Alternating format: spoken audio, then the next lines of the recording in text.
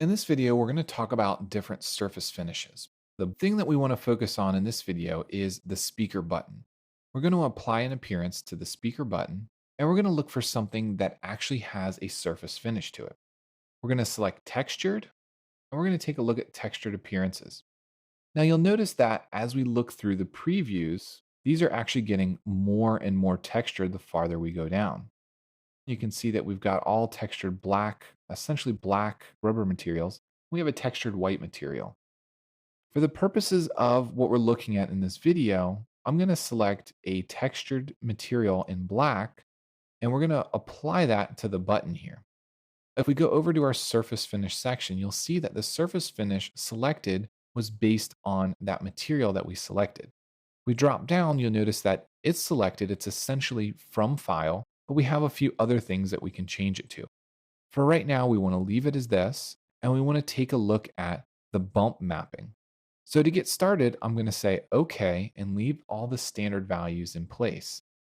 And then what we want to do is a preview window. We want to take a look at this material in a render. The end result is to have a textured button. The quality of this in our preview window isn't going to be the same as the final quality, but you can get a pretty good idea of the texture on this button based on the lighting effects. So now what we want to do is modify some of those values and take a look at what those will change. So from our surface finish section, we're going to manipulate the bump strength. Currently it's set to 0.05 millimeters. I'm going to change it to 0.25, quite a bit larger. Say OK and do a preview window. Now, this is a fairly drastic change, and it's probably more than you would ever change one of these values. This is not necessarily an ideal material because we're dealing with a rather small part. But we can also go back and we can manipulate something such as our speaker cover. Now, this is a textured material. It's gray cotton, and you can see that its bump strength is actually just over 1 millimeter. So what I'm going to do is I'm going to change this to be quite a bit larger, 2 millimeters.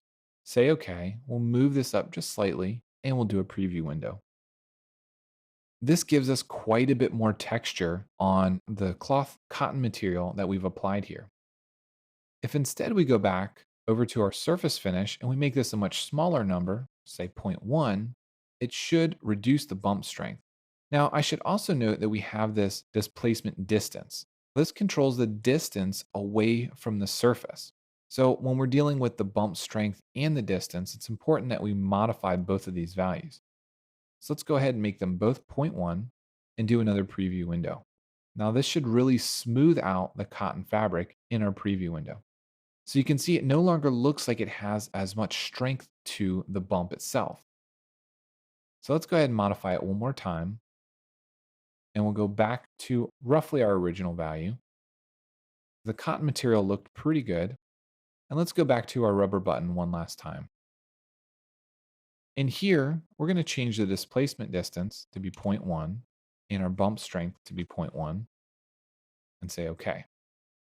Now, the bump strength is essentially giving us the number of instances or the number of bumps on our part, where the distance is giving us the amount away from the part. So you can see we now have a speaker material and we now have a textured button.